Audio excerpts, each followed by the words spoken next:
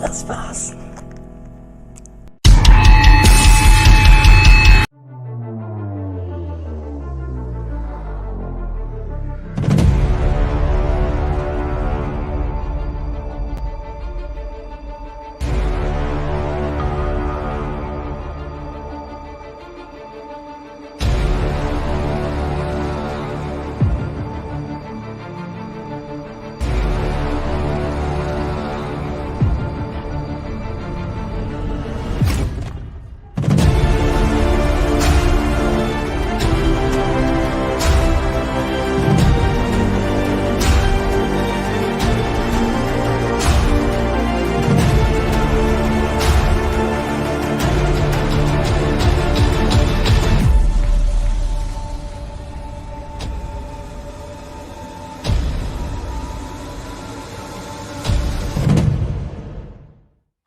Ahoy, crypto pirate or DeFi crypto pirates.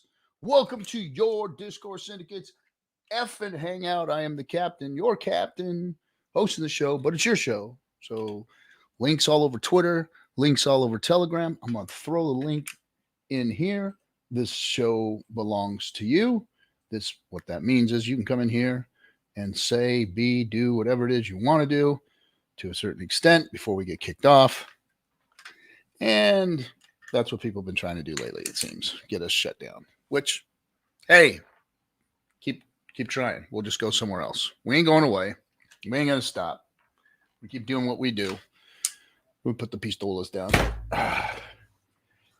How are my Hexicans doing? I had a great stream with Westcott, so I just freaking love that guy, man. We hung out when I went to Miami to the Bitcoin convention. He was there and hung out with me and DC and Rolo Tomasi and who else was there? Gary was there, a couple other folks.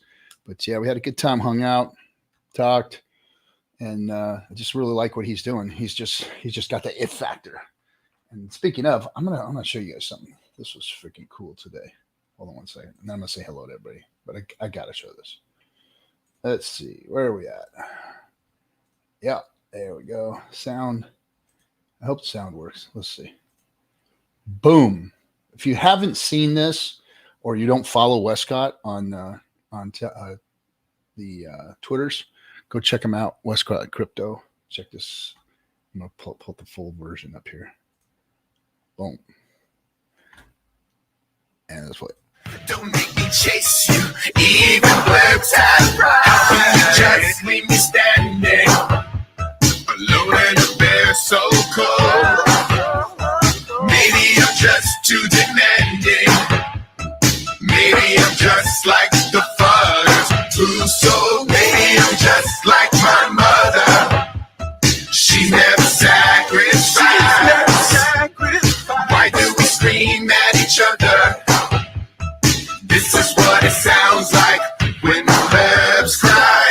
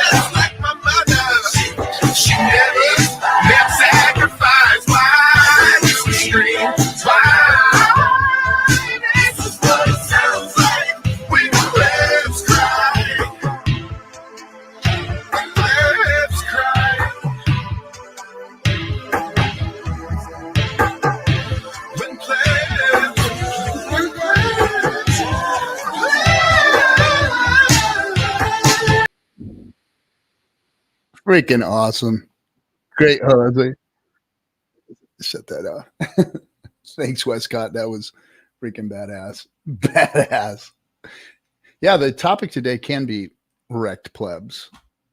Man, so many of them out there. Let me say hello to every Crypto Compassion. What's happening, my brother? Good seeing you, man.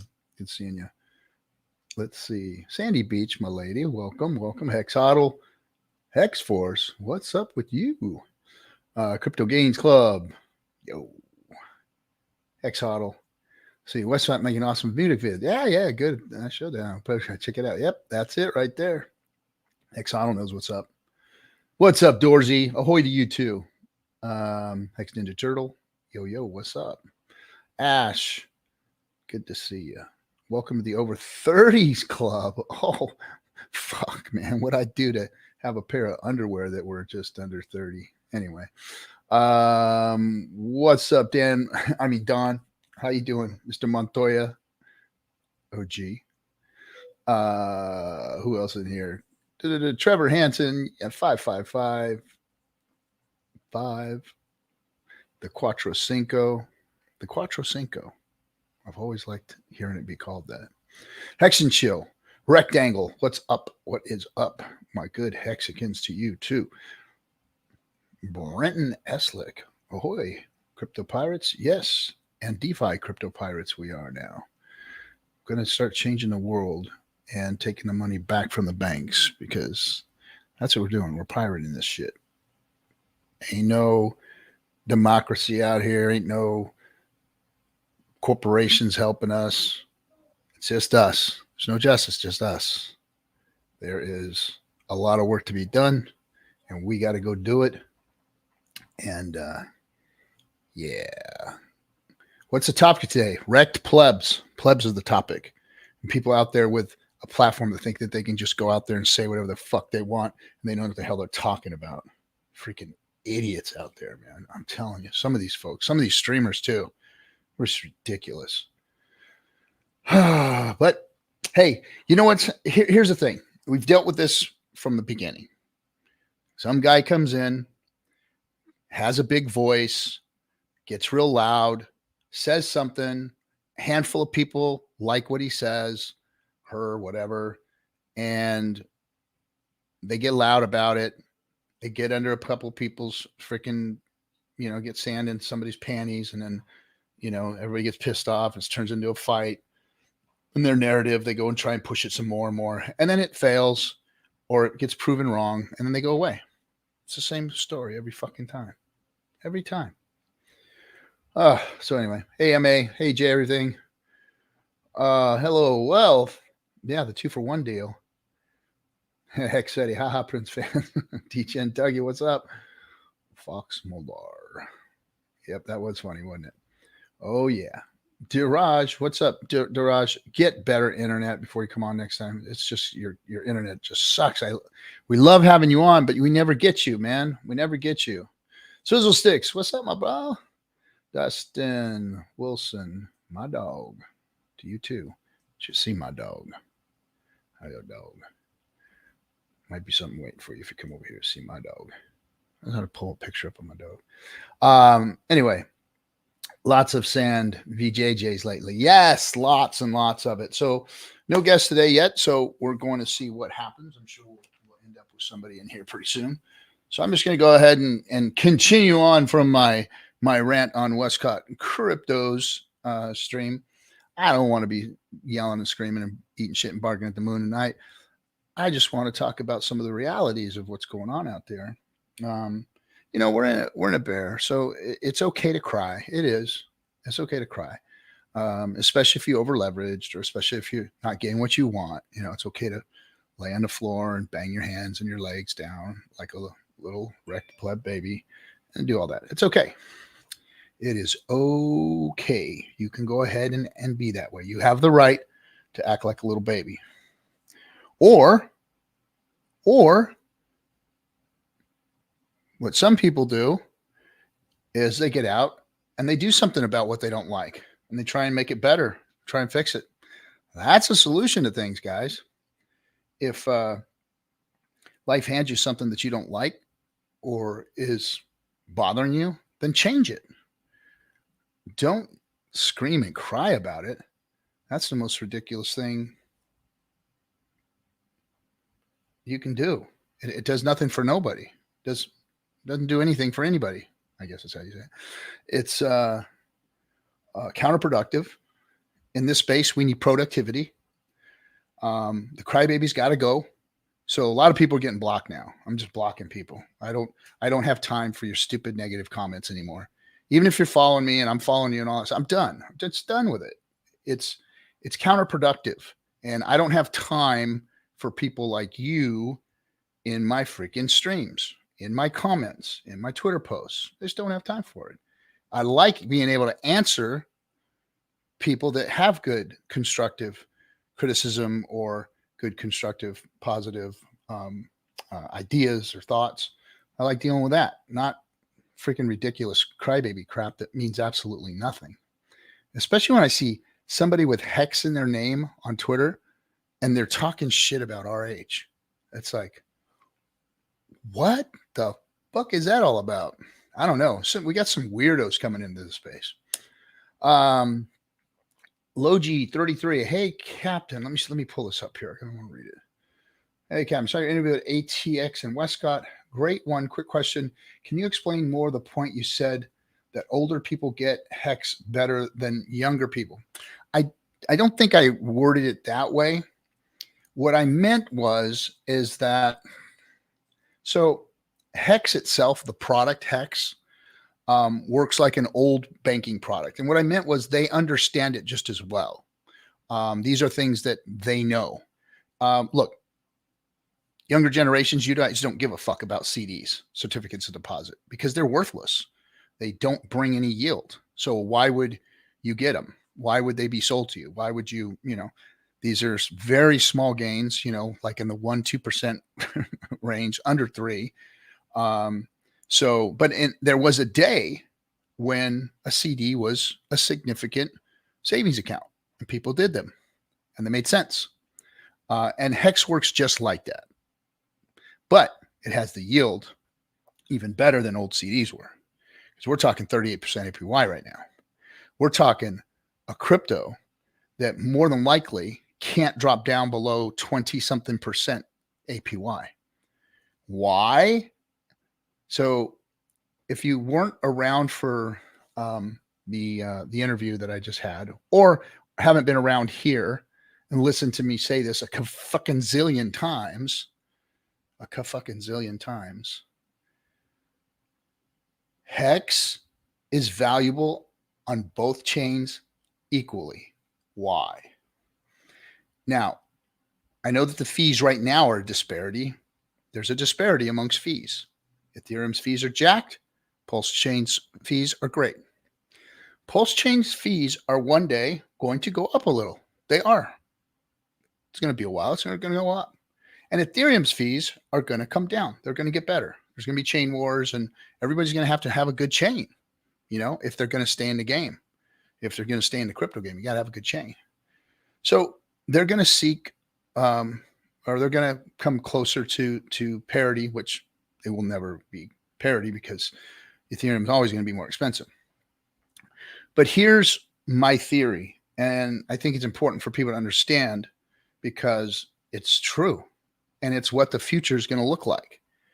If you guys, any of you have a thought at all about crypto going viral and getting mass adoption, which I think it's going to happen. I don't think crypto is going away, and I think we'll have mass adoption. Maybe 30-40% of the world could get into crypto. Once that happens, like we're only at 3% right now. And that's a generous number. 2 to 3% is where crypto is. Imagine the amount of value, the liquidity that's going to come in at 30 or 40% global adoption. Now, what is the most important thing when you're investing? Right? Money go up, number go up. Of course. That's what everybody's looking for when they're getting into investment. That's trader mentality. What's the second way? What's the safe way? Yield. People are looking for yield. They want to put their asset somewhere where it generates yield. Well, Hex has the best of both worlds. Hex has price appreciation, and Hex has yield that no other product on the planet has. And that's on both chains. They operate and function equally. They are the same. They're, like I said, there's a disparity amongst fees right now, but they still work the same. Now, for those of you who don't know, the originating address owns a masterful portion of the liquid hex. The liquid hex, the circulating supply of hex. Somewhere between, I've heard numbers all the way up to 88 to 90 something percent of the circulating supply belongs into the OA, is in the OA. And we have about 9% staked. 9% of the circulating supply that is owned by Hexicans is staked. So that leaves a very small percentage of circulating supply left, somewhere between 7 and 3%, right? Somewhere around there. I don't know what the real numbers are. I don't know if anybody can really tell exactly what the real numbers are, but very close to that. So when the planet finds out about crypto and that they can get in and there's chains that they can function on and operate and onboard easily, what is going to happen when they find an immutable, true DeFi, decentralized code that is going to get them over 20% interest automatically? That means that little supply that's left, somewhere between 7 and 4% on both chains, is going to disappear quickly. Institutions are going to suck it up and get that yield and keep a hold of it. That's what's going to happen. That's why Richard Hart, if you look at all of his older streams from the beginning, he says something, and he says it often. You don't know how absolutely high Hex can go. Let me say it again. You don't know how high Hex can go price-wise. I've never heard him say that about PulseChain. I've never heard him say that about PulseX or Ink Token. Only Hex has he said that about. And why? Because it's the goat of all cryptos. It functions like Bitcoin, but more secure and it's quicker, it's safer, it doesn't have bugs, it's been flawless. So it's the better Bitcoin.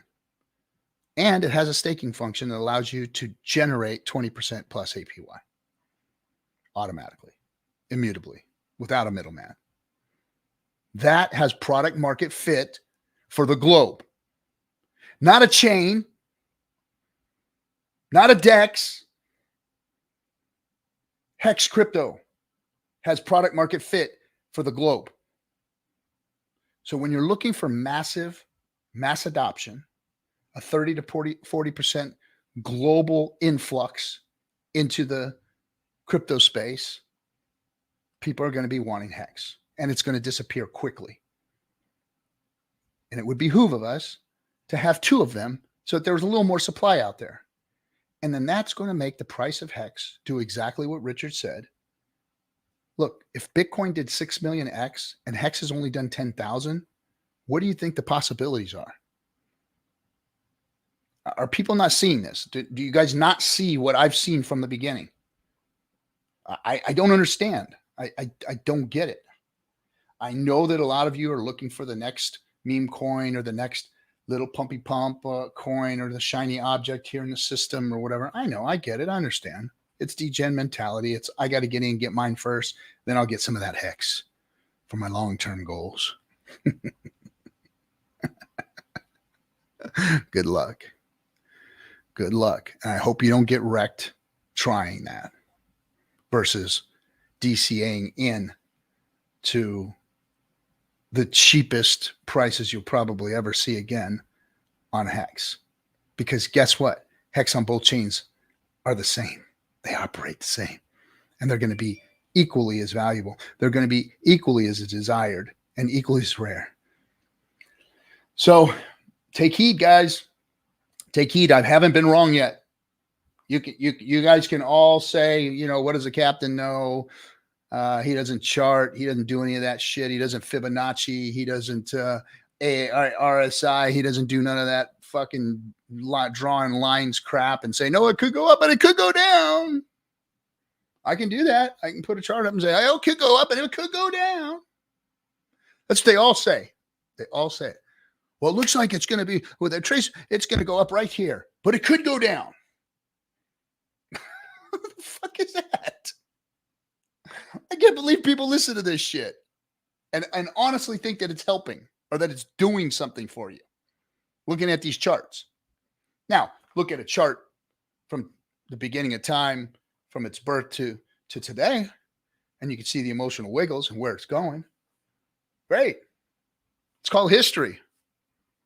It's called knowledge, wisdom, looking at the past and knowing the patterns. The Fibonacci is just a pattern.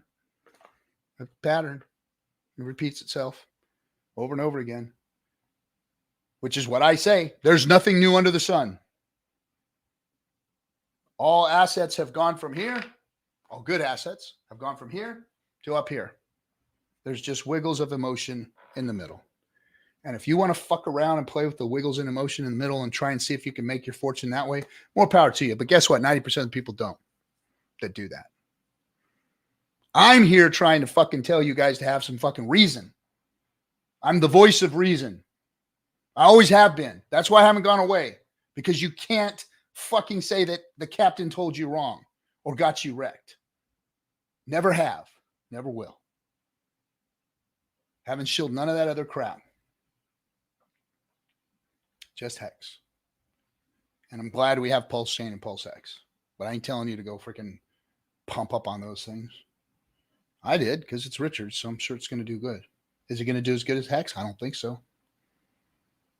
I don't think so. But I could be right. I could be wrong.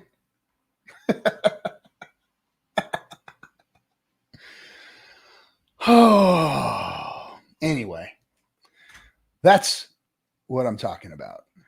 That's what I'm talking about, is good investments. Let's see. Let's see what we got here. I want to read some of the still bullish. Yep, of course.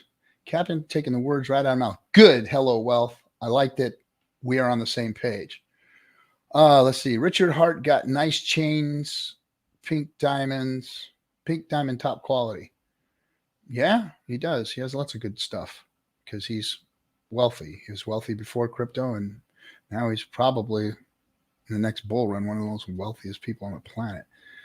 Exponential gains times yield. Yep, that's what we got, man. That's what we got.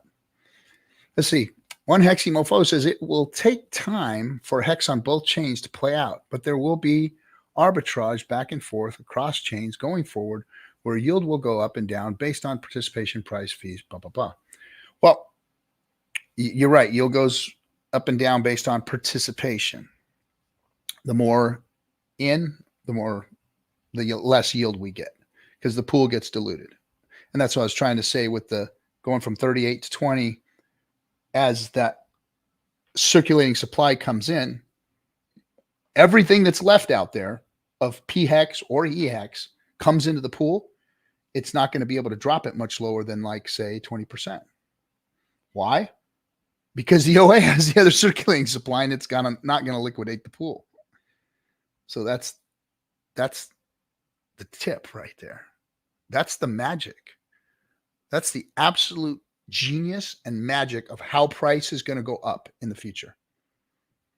It's not crypto bros coming in and buying Hex because they could give a fuck. They don't understand what I'm talking about. They don't know what I'm talking about. They still think the OA is a scam. I have a deeper understanding of this, but most people don't. Why? Because I've been unpeeling the onion since day one. And we've been saying it here on this channel since day one. That's the magic, guys. The OA holds the keys to the freaking kingdom and gives the world a PY that it wants so desperately. Every institution in the world out there is looking to put their money into something that's going to gain them safe, secure APY. Nothing does it more safe than Hex. Now, I can say that because I know the OA. I know what the OA does. I know how the OA functions. I know that the OA is here to make this system better, because this system being better enriches everyone. Dumping, if the OA were to dump and do what everybody thinks it's going to do, rip you off, it's shooting itself in the foot. It's killing the golden goose. Why would the OA kill the golden goose? It wouldn't. It wouldn't. Oh, Bob, what's up, dude? Like Madden calling football games back when. If they want to win this game, they're going to have to score some points. Yeah. Hey, what's up, Russ? Hey, Pothead, good to have you. We like degens here. Well, potheads aren't degens. I shouldn't say that. I've got lots of family members that are pothead. Let's see who else. We go up and to the right or left or up or right, up or down. Yeah, one of those things will do. Hold on for the ride. Yep, one Hexy mofo. Westcott. You're welcome, man. That freaking video's fire, bro. That's fire. Keep it up. Keep doing that stuff. Love it. Locked and loaded. Yes. T-share equal Veblen good, a rare asset that only goes up in value. Yes, a Veblen good. I remember Richard's stream about that, and I had to look up what the fuck a Veblen good was. And guess what? I can't remember what it is right now anyway, but you did explain it. I get that. Dumb question. What's the purpose of the OA? Kirk. Well, the OA operates kind of like, have you ever heard of De Beers Diamonds? So De Beers is the company that basically cornered the diamond market way back when. See, diamonds aren't rare. There's a lot of diamonds out there, fuck ton of diamonds. But what De Beers did is they cornered the market and locked all the diamonds up and only released a certain amount. So they created scarcity and rarity because they had cornered the market. And now there's like a whole consortium of these diamond miners and companies that they subscribe to that whole thing to keep the value of the diamonds up. So the OA has taken a lot of the value, a lot of the hex, the circulating hex out of the system. And by doing so, it has created kind of a scarcity model, but it's also kept that circulating. So it's created a scarcity model. It's increased market cap, which all of crypto for some reason likes market cap. So Richard really just blasts them in the face with their own market cap thing. And then it also has the ability to adjust the pool. So the pool, being the staking pool, goes up and down in APY for the individual based on how many people are diluting the pool. More hex that comes in, the more dilution, because the hex that is inflated, that gets paid to that T-share on that stake, comes out at 3.69% and gets divided up amongst all of the piece of the pie that's in the pool. If you add more people, more circulating supply, that diminishes the returns for everybody. So it basically dilutes you. So by the OA sitting there, it creates a buffer or a stop of the APY being able to go down any further. Because once all of the liquid supply is staked, then that's where it stops. You can't stake anymore. And when we look at the percentages of what's left liquid and what's in their stake now, once you've put all of that circulating supply that's not the OA, because the OA owns close to 90%, something like that, they say, then that APY gets stuck there at like 20% and can't go down any further because there's no more hex to come in. And the OA is not staking. So that's what I know about the OA. And that's what the OA's purpose is as of yet. Now, on Big Payday, it served another function. On Big Payday, there was a certain amount of hex that was left over from the people that did not free claim their hex. And that was all going to be distributed to those of us who were staked. And so people started staking for one day. People just started staking to see how much they were going to get of that hex that was out there, because we were getting a big amount of that hex. It was really massive at first. But then what happened was, and it pissed a lot of people off, is the OA staked the day before the big payday, therefore diluting how much hex everybody was going to get, lowering the amount of hex that everybody got. But what it did was it saved us. And people got mad about it, that the OA did that and took all that hex and took it out of the system and then stuffed it away, never to be seen again. But what the OA did was, see, a bunch of people tried to get in on the day, weeks before the big payday, and they were going to dump on our heads. If they got a big, massive bag, they were going to dump it. That's what was going to happen. And so the OA stopped that from happening. So the OA was a good actor in that situation. So that means to tell me that the OA is here to help the system, and the OA is smart, and the OA understands what's going on here, and the OA wants the system to thrive. So it's here to help regulate the system. And a lot of people don't understand or know that. They think that the OA is a bad thing. The OA is actually the thing that helps keep, Hex's price going up. Because once people see that 20% APY that they can make on their stakes, that's when the world's going to go apeshit nuts over Hex. That's when the price is going to do what Richard said.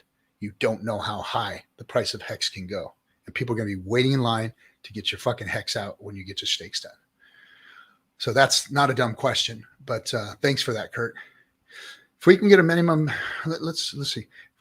If we can get a 20% yield, we may just be able to keep ahead of inflation. Good deal. Yeah, man. Hey, Scott, who's in the room there, can you turn your camera on so I can see who you are? I don't know who you are. We've got some trolls coming in lately. I'd like to, see you real quick. Make sure you got clothes on. You ain't got a gun, something like that. Get us in trouble. Been in trouble lately. They think you get abused, Anyway, we've been in trouble lately because of folks that I don't know. I love what you said about Hex getting rarer. It does. Yeah. Swear words. What's up, dude? Kirk Regan. It's not a dumb question. Yes, it's not a dumb question. We need to talk about this stuff more because we've gotten away from it. We used to talk about Hex all the time, and now we talk about PulseChain. What's there to talk about PulseChain? It's a freaking L1. Let it do its thing. Let it get better. Let it do its thing. Let it get more adoption. Really, what do Hexicans have to worry about? Unless you're out there memeing it and looking at other projects and stuff, diluting, the value of your bags. Yeah. Looking for the next, 100X. I get it though. I get it. Anyway, ecstasy. Elon Musk was talking about buying a good asset, one that's good, has a good founder, good community, good roadmap. Literally sounded like he'd buy Hex. If he really was looking for that, he would buy Hex. Scott, do you have a camera, or can you not? You can. Oh, let me see private chat. You did say something. I won't be using a camera. Okay. All right. Yep, he is. We got to ban this guy. Nice. Fucking A, man. People are just ridiculous. Ridiculous. They're trying to get us, janked off, but whatever. We'll pull that out. Oh, sorry, guys. Sorry. I tried. Let's see. Where are we at? The OA creates high yield. Yes, it does. Okay. The true living son of the logos arrived. No big deal. Nope. Okay, just true the sun. Logos arrived. No big deal. How are things in the crackdown tonight? It's what is saying? Okay. What'd you say, thoughts? Okay. Just the true and living son of the logos arrived. No big deal. How are things? Things are good, man. Things are good. Long jog, not a sprint. Yep. Oh, okay. Crypto wash. No offense. I love it when they start out with that. I don't take offense to anything, especially from any of you guys in crypto. I do not take offense. Trust me. There's much more important people in my life that have said worse things to me than any of you could possibly imagine. So, bro, I don't think you want to say the OA. Richard Hart even says he doesn't know the OA. You're awesome. Thanks for all. I didn't say I know the OA. I said I know what the OA has done. I said I know what the OA's intentions are. That's what I know, because I know it's here to make the system better. I didn't say I know who it was. I said, I know what it's here for and what it does because I've seen what it does. So anyway, oh boy, we got somebody coming in now. Now we're going to talk Hex. We're going to talk Hex. All right. Hey, John. Anyway, hey, ladies and gentlemen, hey, Captain. It's not on Twitter, Johnny. All alone again. What's going on, Bob? You're all alone again. It's like the good old days, man. Yeah, it's like the good old days. I guess I don't cry enough, or I don't talk shit about Richard, or I don't try and FUD one of the hexes, or I don't have any shiny objects for him. So we don't get the views. Well, we never have got the views, so I'm not worried about that. But it is what it is. It is what it is. So we just had some troll come on here a second ago. Yeah, I caught that. I'm like, Captain's on his own. He is desperate. He is now clicking on trolls to let them in. I'm going to come hang out. Yeah. So anyway, whatever. Oh, man. I remember the good old days, where we used to support each other's channels, and we used to talk good about each other, and we say, hey, go check this person's channel out. Go check that person's channel out. And then we had the time where we did that. And we spent a lot of effort and energy, and we sent people to people's channels who've turned on us. And all of a sudden they get real nasty. And, it's what it is, man. It's happened a dozen times. It'll continue to happen a dozen times. And you know what I'm not doing? I'm not providing anybody any more free content that they can gank off my page so they can talk more shit, because I ain't got time for that. So hold on a second. I'm writing down something. I had to mark that. What I found, look, all the people that you're talking about in the early days that came in and, we helped them, we gave them a hand up and, got them started, and they got their own channels going. We helped support them and all that kind of stuff. And I mean, some of them I even sent money to, and equipment and stuff. We've helped a lot of people, stream. And what I found about all of them is they were broke plebs. They were wrecked plebs. They got wrecked somehow in life or something. They extended themselves in a bull market and over leveraged themselves, and they ended up in trouble, and they ended up with sour grapes. Just like, it's always about the position, their money and their position, what they did with themselves. It's usually their fault, because Hex hasn't done anything wrong. Richard hasn't done anything wrong. Hex has always been what it was supposed to be. It's always done what it's supposed to do. And it's you, the user, that has either gotten yourself into trouble or gotten yourself over leveraged or emergency end staked because you had to pay a bill because you put too much in or whatever it was, and they didn't look into the future. They didn't look at this thing with some rationality, like you've always told me, man, I'm going to stake my stuff out, man. I'm staked and I'm honoring the code, and I'm, that's what I'm here for. And that's like the Warren Buffett method of investing, which is the sound way to invest in an asset. You put it in there for a certain amount of time. And especially if you got something that's generating yield like Hex does, you leave it alone and you wait for your turn. It's that simple, I mean, not everybody. It's a factory that you don't have to operate, that has no overhead costs, that is producing you a product that you can then put on a market, and then you can restart the factory again and do it all over again. It's like, people don't understand this year of waiting for something. It's like, no, it's got to happen right now. Look, when I'm doing conventions and trade shows and stuff, I will work all year developing product and building up inventory before I even think about selling any, so it's a totally different mindset. Farmers, when farmers farm, what do? They work all season until they have their harvest, right? When their harvest is done, that's when they cash in their money. I mean, it's the same sort of concept, but I guess, the crypto space is mainly lottery mentality thinkers. They've got to pick one winner, and they've got to throw everything in all that one winner and hope that everything works out. And that's not usually how it works out. So I don't know. Is what it is, man. Is what it is. Yeah, well, we've been talking about Hex being the GOAT again, and we've been talking about all the other things that are just shiny objects diluting everything, and people are mad about that. They're mad about their own what they've created themselves. They're the ones that created all this stuff. There's already 5 coins to dilute into, and now and one of them split like basically in half. Yep. And the rest of the DeFi projects that are being built on, everybody's jumping in on them, selling their Pulse X, selling their Pulse, selling their Hex to get it, because they're all looking for those X's.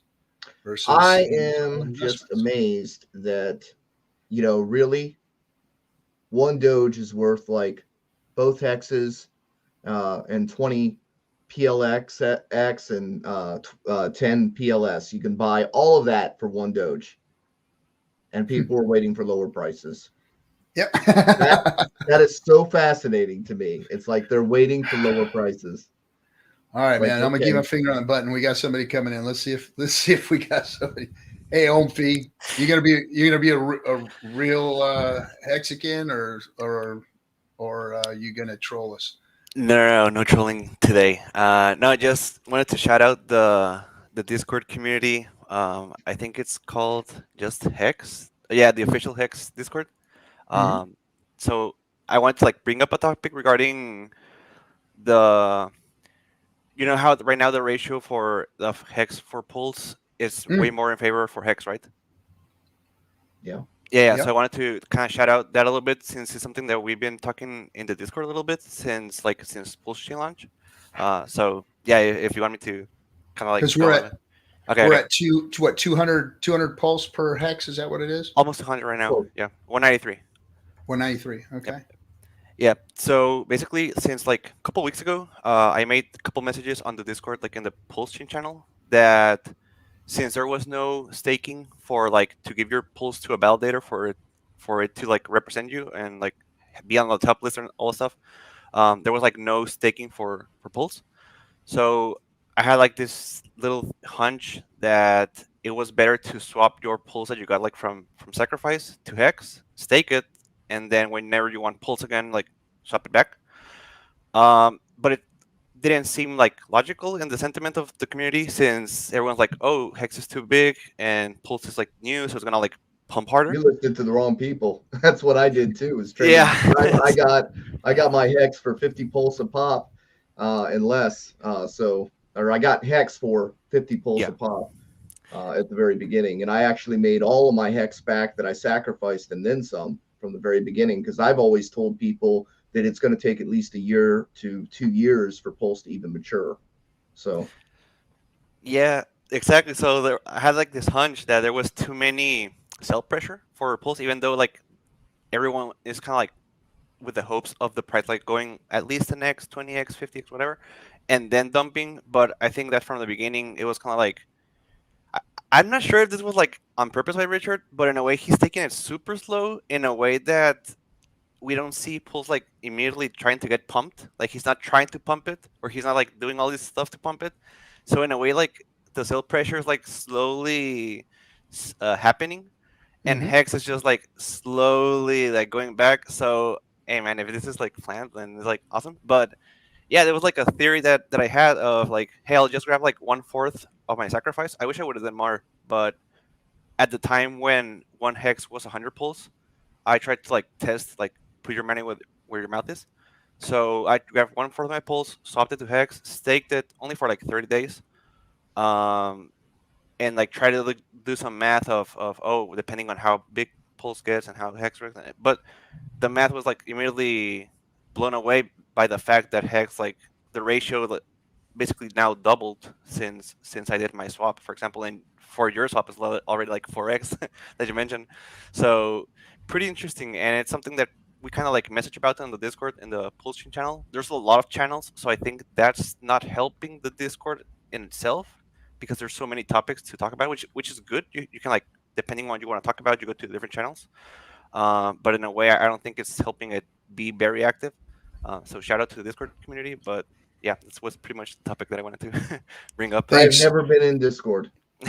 Yeah, I don't. It's I've too never been in difficult for me Hex to use. trading or the Telegram groups. Or, I mean, at the very beginning when they were developing Hex, I was in them. But then I've heard a lot of people that go into those groups, they end up getting scammed because somebody gets their seed words and such.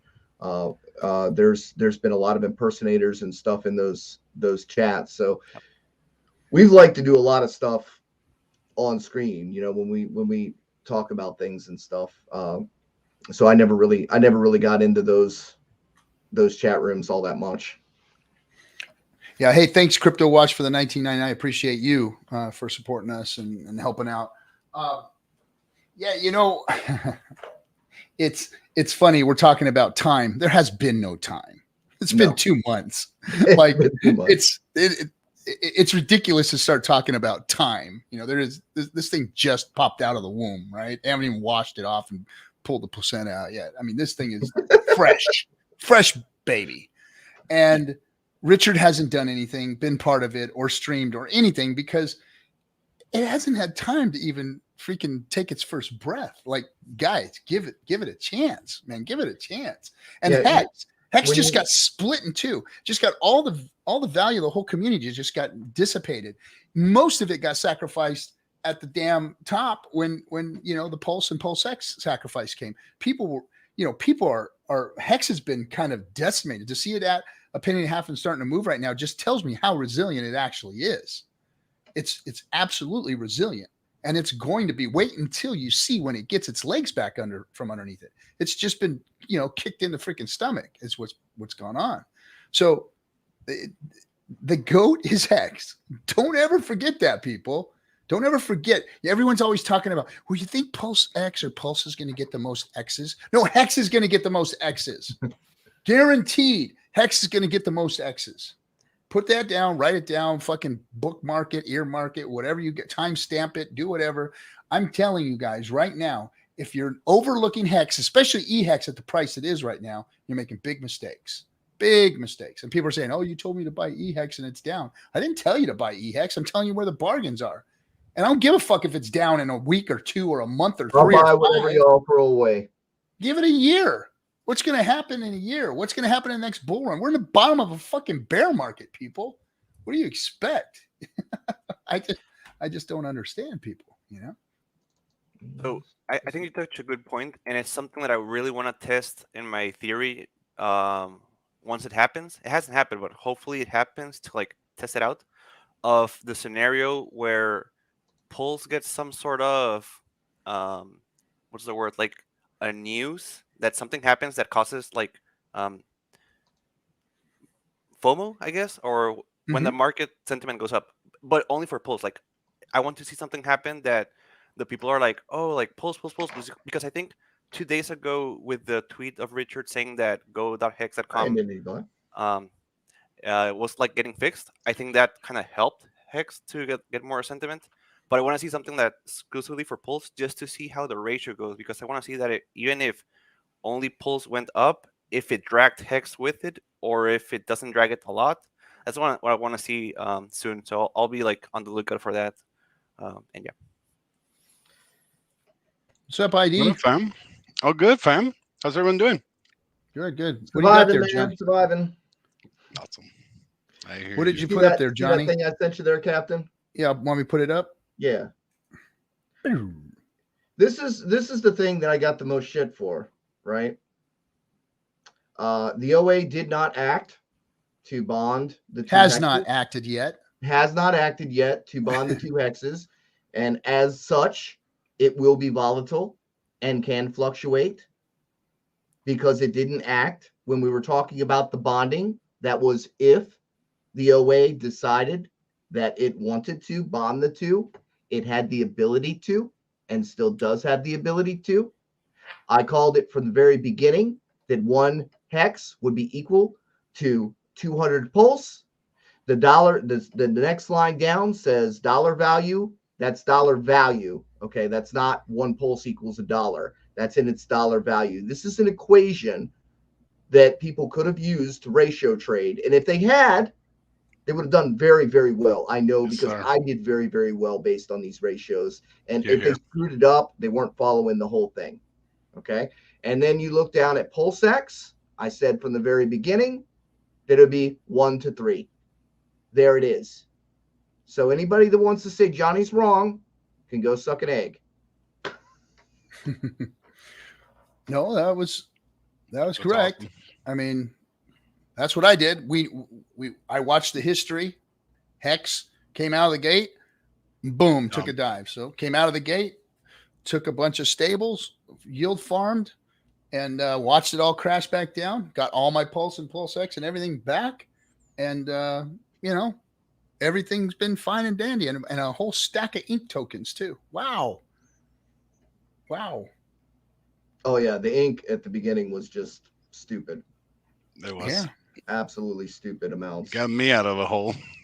I jumped into that original mess with Rab BTC, and by the time I got out, it was still it was still doing like I want to say like 1,300, 1,400 ink, and I was doing like the wrap pulls and die, and I mean it was just doing so good that I was just taking the ink and then just basically just bringing it back bringing back the bag that I burned, and I got it back maybe in like 30 something days. I mean, yeah. So that was a good mess in my opinion, because I did it before we pumped. So fix like that, Johnny. Mistake. Yeah, I saw that. I was laughing at it.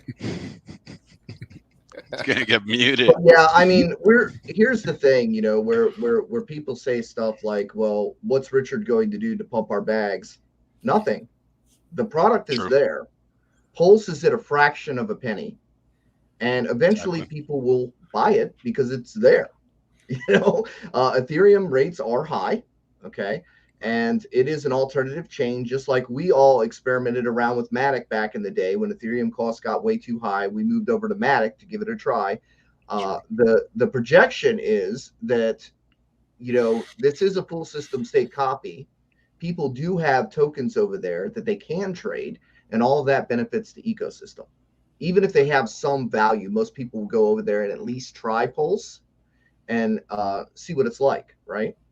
And you have a good product, people have a good experience, then they'll buy more of it. It doesn't make sense to have a network that costs you $30 and then have a network that's equal or better that only costs you $1, right? Exactly. You're going to use the ATM that's the cheapest, right? You're not going to pay an unnecessary $30 fee if you don't have to. So it has its own propositions, and hopefully that'll bring stuff, but it's not a situation where somebody is going to just buy their own coins.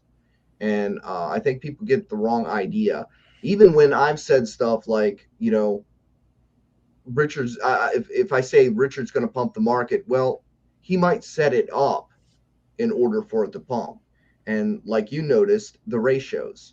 So like Pulse being worth 200 or Hex being worth 200 Pulse, that means if Pulse goes up to a penny, that's a $2 Hex. If I'm going to say it again, if the ratio holds, because people tend to leave out those words when I say stuff. They like to cut them out and cut and paste them. So if the ratio holds, then you've got 1 penny, and that one thing can be traded for 200 of those pennies. That means $2.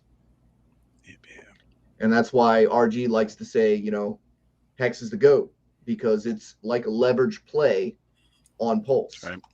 And people won't realize that, because right now we crashed really, really hard. Why? Because it's also a leverage play on the downside.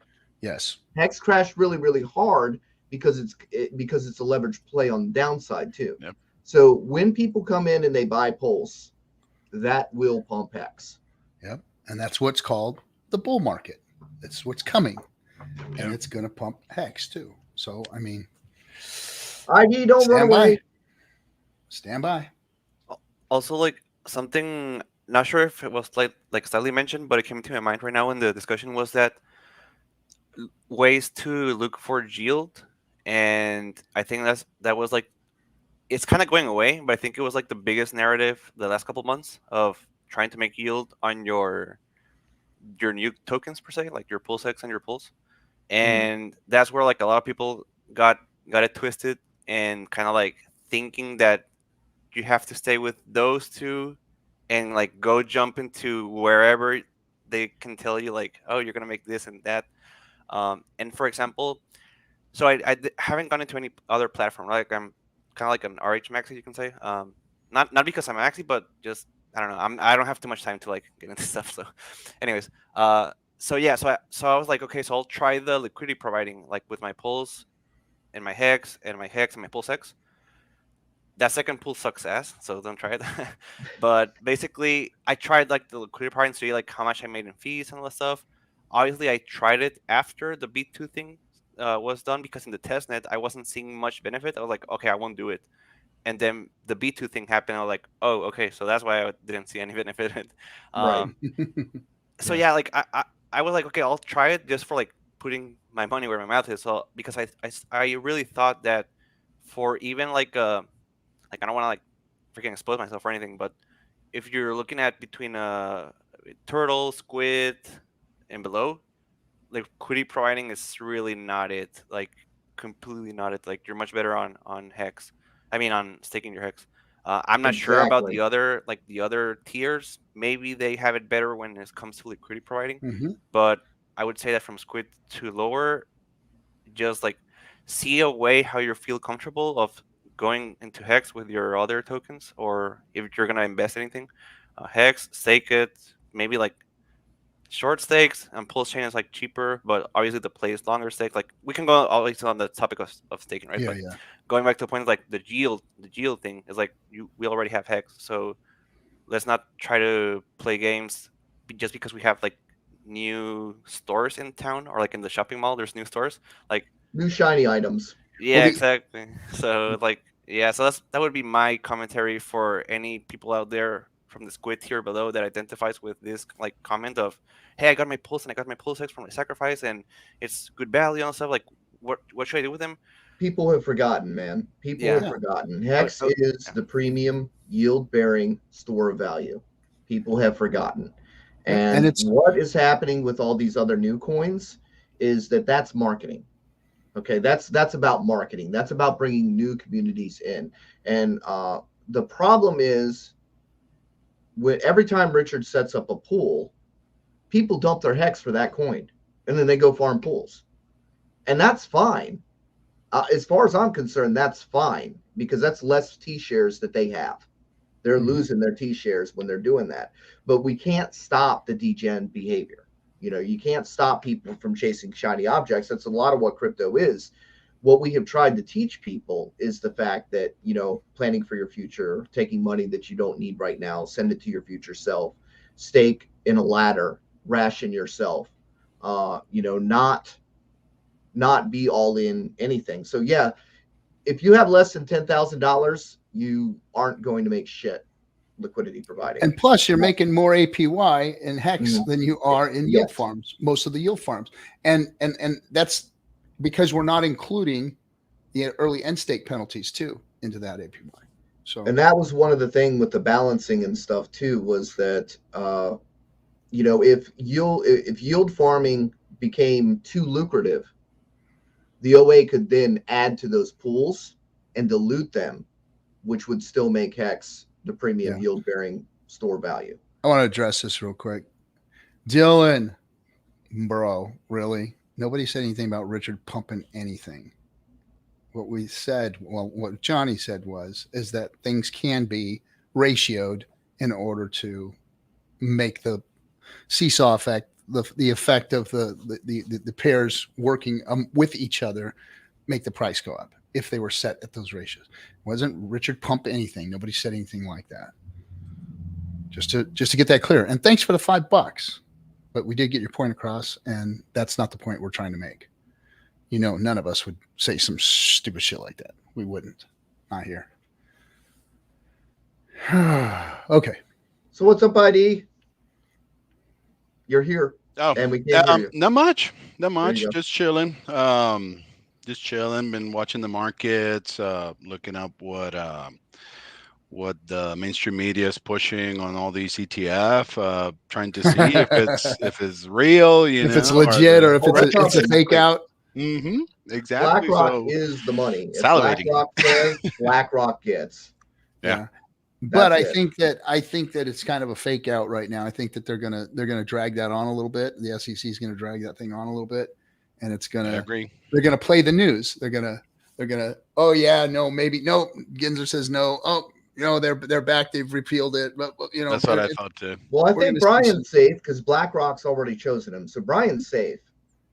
So Yeah, anything that yep. the SEC has against him is going out the window.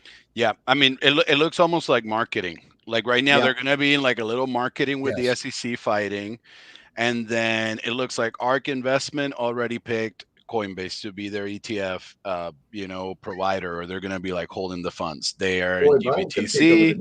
They have BlackRock.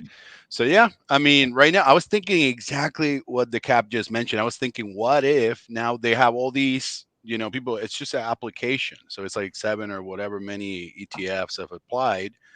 What if they hold this? It's not going to be like two. I mean, it was quick for them to tell them like, hey, do you need to like reapply? So I guess they just reapplied this week. Mm-hmm. But then I was thinking, what if they drag all this till Bitcoin halving or happening, and then all of a sudden, if they need to dump the markets, it's all of a sudden like, all right, you get decline, you get decline, you get decline, you get decline, and reapply in like 3 months, and then all of a sudden they have that card after like Bitcoin reaches whatever price they want. If they wanted to reach 40, 50, 60, they want to go all-time high, or if they just want to stop it. I feel like the cap just said, like they're going to just hold that like a card for whenever they just need to, like, all right. Because it was kind of like they in 17 they used the China news. They were doing that back and forth and taxes China too. News and taxes. At the end of the year, they use like I think they approved that thing called like the Jobs Act tax cut, but then they added like a tiny bit of Bitcoin right there just to like be like, oh yeah, we changed all the stuff. Now it's like, all right, let's FUD. And the news moves this market real easy. I don't know so much anymore. I think maybe crypto's starting to catch on to it a little bit. Maybe, I don't know, but it used to just, you could just read the coin market cap news or whatever that was coming out and know exactly where everything was going that morning, Yeah. And you could even time the market by knowing when China wakes up. Like, Chinese are up, here we go, boom. This time I think they were trying to use China bans Bitcoin, but in the US. So they were just trying that, and then just being like, oh yeah, we're doing all this stuff. But it looks like all they're trying to do is just set up the big players, like that. All the rules that they approved back in November of 2021. It seems like it's just that. It's just to get just a couple brokers to handle crypto, and then they're the ones interacting with the big banks and the GSIPs and then the Fed now and all this other stuff that they're approving in a couple of weeks. So I mean, it's not like the crypto that we dreamt about, but I mean, maybe after you make, your 100 or a couple thousand X's, then maybe you'll forget. But I mean, we're getting away from at least, like those of us that back in like, 10 years ago, we were like thinking that there was going to be this like major competition with the big institutions, that crypto was going to be its own thing. We're kind of getting away from that, but it's not all bad. You know what I mean? It's not all bad. It's progress, I guess, Well, I mean, I have two chains of thought on that myself. Of course, I know it's going to make me wealthier. It's going to make me more money, but at what price? At what price are we doing this? While we're putting Bitcoin on the pedestal again, one more time, versus speaking to it as it should be spoken to. Thanks, Bitcoin, but your days are up. Your number's up. It's time to go away, or take a back seat because there are better cryptos out now.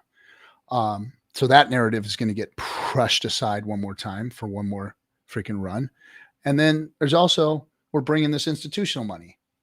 Let's not forget, BlackRock is the thing that we're all railing against, that we're trying to get away from. They are the freaking demon in the freaking woods, man. This is what crypto was meant to circumvent.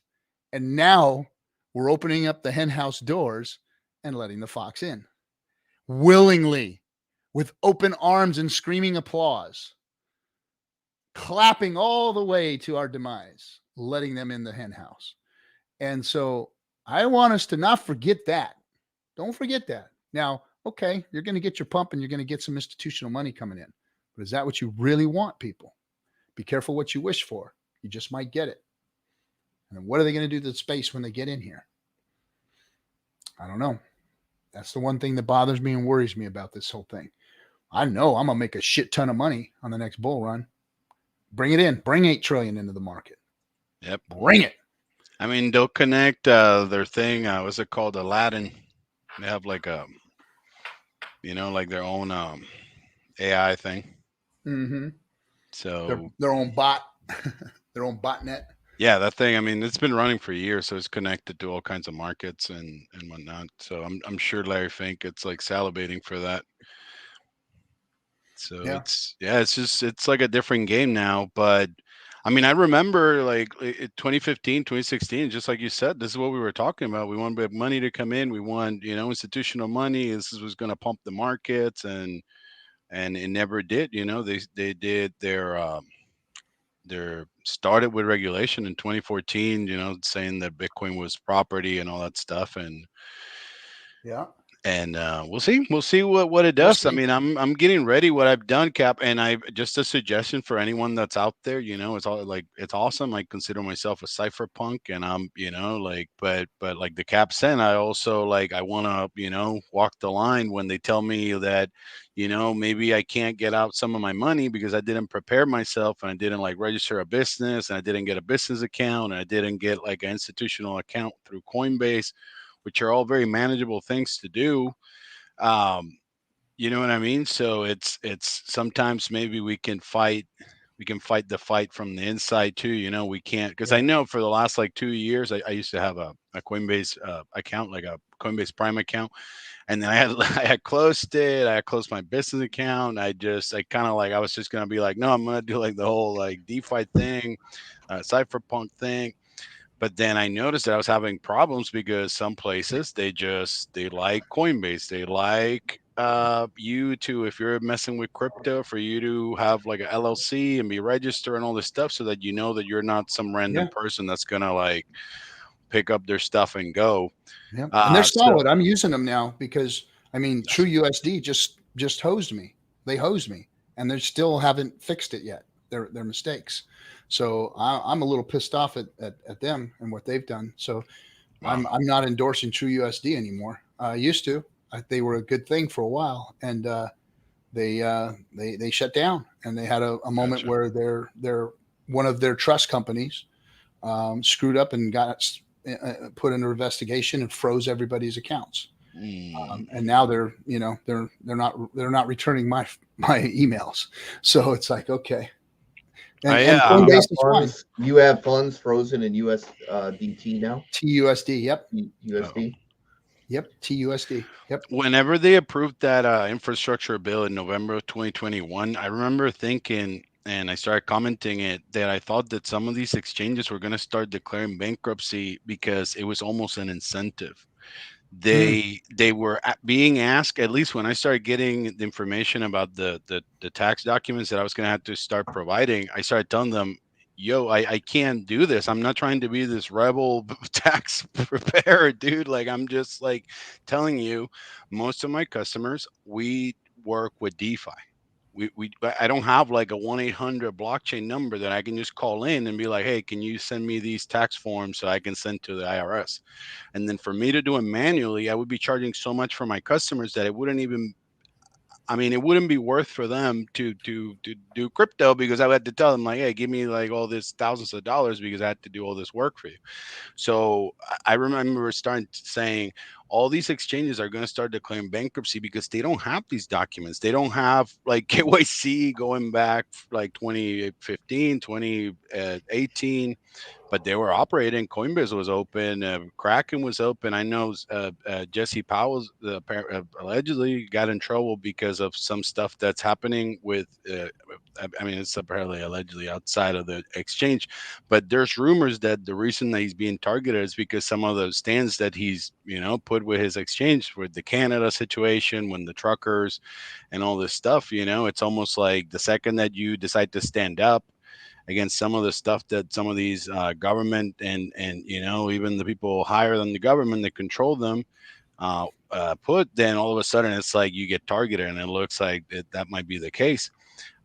With Coinbase, I think it's like what Johnny said, though. It almost looks like they made a deal with the devil maybe, I want to say like 6 months ago, because I remember that Celsius and Coinbase, they both have very, like I've seen them, very big user agreement forms. And then for some reason, a few months after that law was passed in November 2021, they started screenshotting a tiny portion of their user agreement that would say, hey, if we have some type of financial problem, it's our money. Your money is our money. Exactly. And I remember telling everyone, guys, use the exchanges to, well, I mean, the things that we have always said, RH has said, you guys have said, we have said, use the exchange. If they keep your money for 72 hours, don't keep it for 72 hours and 1 minute, just get it out. Bro. And I True remember USD, look, it transfers into your account and into your bank account instantly. And my money got stuck. Instantly. There's no waiting in there. It's like it is a pass-through, literally a pass-through. You send it and boom, it's transacted. That's Celsius and that guy Machinsky.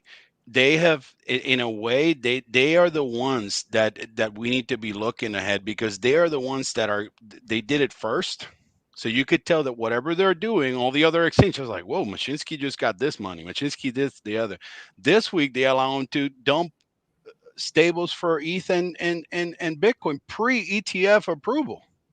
So this dude is like getting like not in jail, and Alex isn't in jail, and these guys literally did steal people's money. 100%. And who were they pushing to be the custodian before? FTX. Why? Because somebody's getting paid. That's why. And here's a narrative that I think that is extremely funny to me. I keep hearing it all throughout the Bitcoin maxi community, is that the institutions are now at a point where they can't beat us, so they're going to join us. No. It's the other way around, you dumb shits. You can't beat them, so you're allowing them to join so that you can get what you want from them. That's what it is. That's exactly what it is. They can't get adoption organically because their shit sucks. Their cryptos suck. Their communities suck. The whole crypto freaking thing is a pain in the dick to everybody. It's not easy. It's not simple. It's not fast. There's other products out there that beat the shit out of it. Crypto sucks, period, until Richard started. You've got the choke point because you have to use a centralized exchange in order to use Bitcoin. The centralized exchanges. So really what has happened is crypto has joined them. They can't beat them, so they've joined them. So they need to turn that narrative around and quit talking like that. What I think is going to happen is they're already getting too greedy. Like for example, a lot of people don't talk about this, but March of 2020, the banks went to Trump and they said, you could tell that there was a deal made where Trump was able to put Brian Brooks into office of the controller of the currency, but then the banks were able to negotiate zero reserve requirements. So in the last 3 years, they've been doing zero reserve requirements since March of 2020 and doing crypto custody. So all this wreckage, I mean, I think they're basically, they're going to get wrecked because they're not going to let us see the ledger. They're not going to let us see what they're doing. But they're too greedy, and crypto's crypto. You know what I mean? Like, so they got rid of crypto. To break that down for the layman, banks used to have a 10% reserve requirement, okay, and they could borrow 90% on that 10% reserve. So it would give them a 10x, right? So they had $100,000, they could borrow up to $1 million, and then they loan that money out in order to collect interest. Now they have a zero reserve policy, which means they don't have to have $1 in the bank. They can borrow unlimited funds from the government. So basically they are loaning you money that they don't have, and you are paying them interest on the money that they don't have for the privilege of borrowing that money that they don't have. And they can print whatever much they want the Yep. next minute. I mean, the collapses that they're happening right now, SBV, First Republic, all this stuff, that's not even in crypto yet. That's them having very little deposits and then going long on very, very low bonds. Imagine when they start doing the stupid moves, but with crypto, because crypto's not gonna. I mean, it's not gonna. You know what I mean? The Well, you can't just got FTX wrecked. You can't print your way out of it. You know, that's the thing. Unless you've got a coin with an inflation bug, you can't print your way out of it. And it's transparent. Exactly. That's what I was thinking. There is no hiding the books. There is no cooking the books. You know. Yep. Now, where there is cooking the books is something like Bitcoin that has to go through a centralized exchange. And once it goes into the centralized exchange, that's when you lose track of it. That's why FTX was so effective, because literally they showed you a digit on your screen saying that they had your coins when really your coins weren't there. They were showing you a screen that represented a unit of account that you had credit for, but it wasn't actually in there. It never was, right? As soon as it went in that account, they transferred it out to Alameda, and they were just doing whatever the hell they want, gambling, degen over there, right? And you were trusting it to that girl, whatever her name was or whatever. I mean, like Caroline Ellison. Yeah, I mean, then they pumped that bullshit crap ass FTT token out to everybody to make them feel better. And they were paying everyone on it. Apparently, either all these promotions that were being paid either through FTT or FTX stock. Yeah. So they're just paying them with a bunch of IOUs and whatnot. IOUs and fake coins. Now, I think the banks are trying to do the same, though. I think that you know how here in the States they will. Well, I mean, like what they're going to do is they're going to launch their CBDC. Exactly. Has clout. I mean, everyone that has a master account, because what I think they're going to do is instead of launching a CBDC and then we have an account directly with the Fed, Fed now works with them. They have this situation with zero reserve through the Fed, and plus they have the repo market, plus they have all this other financial products.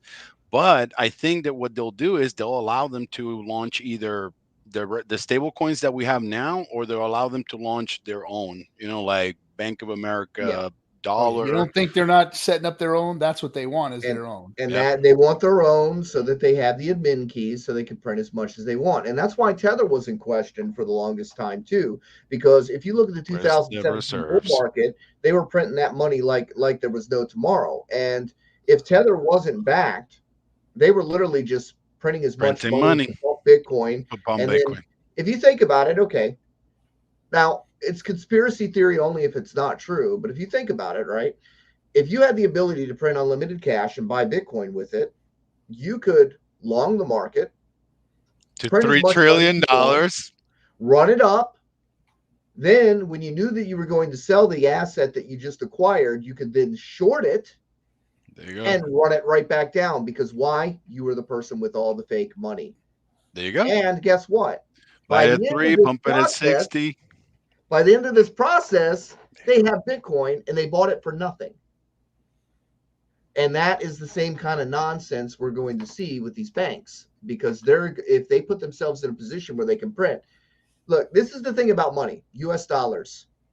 If everybody went to the bank right now and said, give me my cash, everybody all at the same time, it would take 1,000 years running the presses 24/7, 7 days a week, printing $100 bills. Do you got $1,000 years to wait for your money?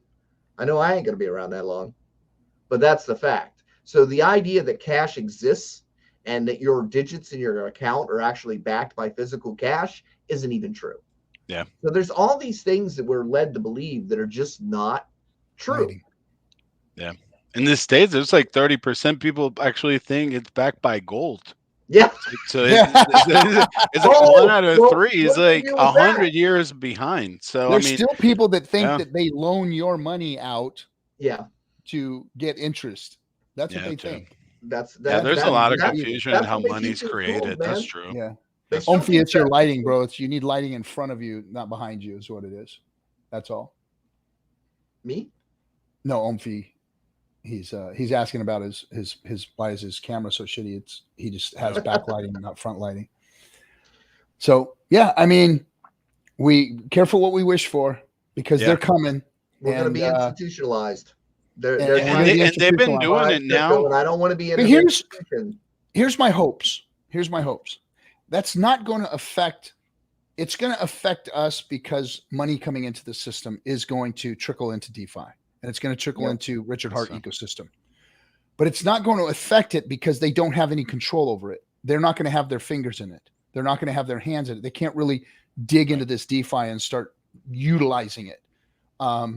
If they do, they have to do it like all the rest of us do. They're just the same like all the rest of us.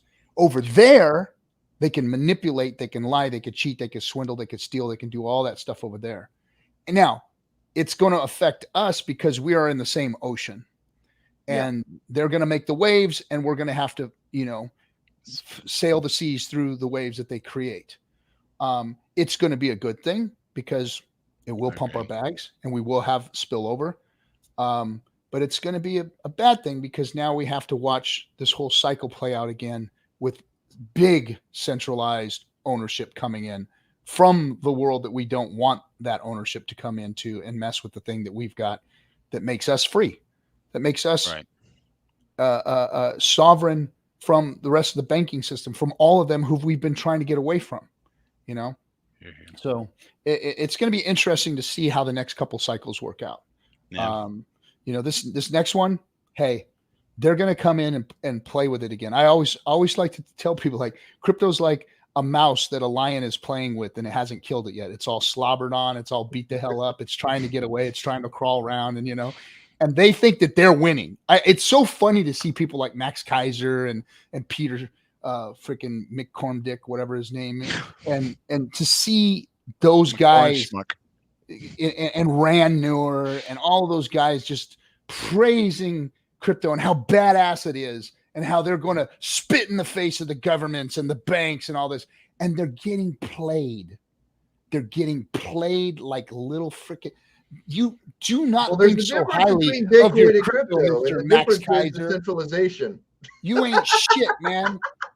They take shits bigger than you guys. These institutions that are coming in are global freaking not global.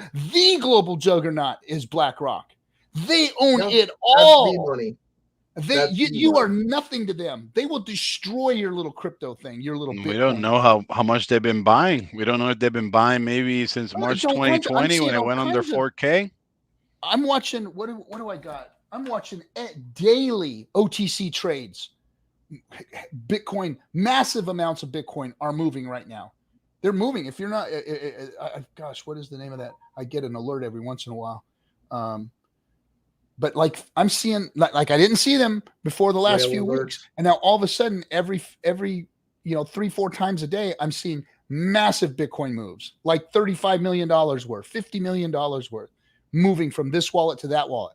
OTC trades, baby. So guess what? Those freaking first in Bitcoiners, the Kaisers and all of those guys, they're selling on your fucking heads, guys, and they're selling to the institutions. That's what's going on.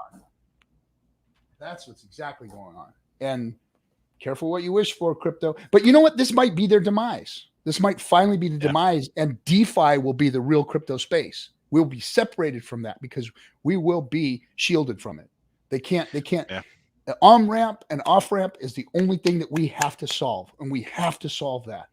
We have to solve it. Well, actually, with business and commerce, with that new application that KDP had posted out, businesses can accept any crypto they choose. You can accept payments in crypto. So you kind of eliminate the on and off ramp scenario when you're using it as intended, as a peer-to-peer sort of situation. Nice. The problem is you can't sell crypto. Yeah. That's really the problem. Legislation needs to be made that, look, if I can sell a comic book, I should be able to sell my crypto. If I can sell a baseball card, I should be able to sell my crypto, right? Yeah. But the regulators have been trying to play these games where they're trying to change the letters of the law. For instance, like trying to say, okay, well, we're going to ignore the part of the Howey test where it says solely from the work of others. And we're just going to say, if you donate to a common pool, it's a security. Yeah. We're gonna ignore that solely from the work of others part altogether, right? And okay, so does that mean the change jar, the penny thing at the gas station is also a common pool? So that's a security. Right. So you mean if you chip in with your buddies for pizza, that is also a security? Right. So you mean if you put a donation into a donation box at the gas station, is that also security? Because you are donating to a common pool. Is insurance a security? Because now Ooh. you're also donating to a common pool. That industry better start Sunday registering, bingo. right? So anything with a common pool, you can't leave out. There's a reason why there's specific letters of the law and sentences are made to be a certain way in order to be descriptive. A blue ball is not the same as a red ball. Okay. There's a reason why we have adjectives. There's a reason why we have the language as it is, right? So what is the other thing? They said, well, if you make money on it, it's a security. Well, if I sell a hot dog, is that a security? Well, if it goes up in value, it's a security. No, it's not. Because I'll tell you what, inflation, anything I bought last week has gone up in value. Yep. Shit. Look at used cars. Used Look at cars. where that whole thing is. Yeah. You know? Those went up in value too. Look at that. You know, so you can't say short little clips and say because it's a common pool, it's a security. Because it goes up in value, it's a security. And what was the other one? Common pool. Because Gensler doesn't like it, I guess, now, because he's switching his own, you know what I mean? Like what he used to teach 2 or 3 years ago. Dude, So, he's a paid actor. He's a paid actor, is what he is. You know, that's what he is. He's not. And again, he's not it looks like news. He's not helping anybody. He's a paid actor. He's it looks like FUD FOMO news. To play his role. He's got his backers. You know, he reached out to these exchanges and tried to be an advisor, which means give me bribe money. Yeah. And Congress really needs to look at that shit. You know, I mean, come on. Guy on YouTube can see it. I think they try, but it's just one of those, like, they looked with one eye open and one eye, like, so, yeah. Well, when I was in DC looking at the lobbyists, donations and payoffs, that's what they were talking only about exchanges. They would not talk about DeFi in there. When I was on K Street talking to, you know, all the supposed crypto lobbyists, and they didn't want to hear any. It was like la la la la la la la la la la la la when I talk about DeFi. Yep. It was like, no, we are trying to get the exchanges licensed. That's our next move. And I'm like, what the fuck are you talking about? Get the exchanges licensed. What are you talking about? Yep. There's not going to be any more exchanges. I mean, they looked at me like I had lobsters crawling out of my ears, like I was crazy. Yeah, it seemed that it was Saylor and now apparently Sam FTX. So they were just pushing for that narrative of, we need to be all, you know, if we are all registered and we all, like, you know, that's the side that they went to. And then, like, some of the politicians, they like where does it stop, ID? You know, I mean, think about this. Do we have to register our comic books, our baseball cards, our Pokemon cards? Do we have to register those all as securities now? Right. Do you have to be an accredited investor to own Pokemon cards? Do what? Do you have to be an accredited investor now to own a Pokemon card? You know, those collectible ones. The old game. I still got my damn cards laying around here somewhere. We'll pile them. Magic the Gathering, right? So we bought those cards. We played that game. We had no idea that it was going to go up in price like that. It was a game. It was a stupid card game. Okay. Are those securities now? Because a Black Lotus is worth about $5,000. A sealed pack of Arabian Nights is worth $5,000. Well, if they're traded on Mt. Gox, they were. Yeah. Well, that's the funny thing is Magic cards gave Bitcoin value. It gave it a use purpose, and it gave it value. It did. That was Mt. Gox. That's what's really interesting about that. So, I was old school Magic back in the day. I knew all about those things. So I was like, this is the dumbest thing I've ever heard of. I was the Eric Wall back then. I was like, this is so retarded. This fake money stuff that some guy made up. It's like, man, he's gonna take all your money. You know, I totally didn't. You guys are paying 15, 20 cents for that shit. Are you kidding me? What the hell? No, pennies back then, dude. Pennies. It was stupid. Yeah. They still don't know Mt. Gox, but it seemed like it was like one of those. I think they said it was like some Russian group or something like that. But I think Mt. Gox, it was like someone like whenever they sold, they already knew that either they already knew that the Titanic was going down and they had the hack had happened, or they had the keys to the cold wallets and then maybe they had extracted some of that value. Like that's what some people were saying, you know.